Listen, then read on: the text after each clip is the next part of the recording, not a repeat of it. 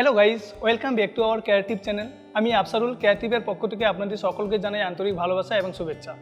আজকের ভিডিওতে আমি আলোচনা করতে চলেছি, যদি আপনি ভারতে আপনার চিকিৎসা চলাকালীন আপনার ভিসার মেয়াদ বাড়াতে চান তাহলে কিভাবে বাড়াবেন সেই বিষয়ে।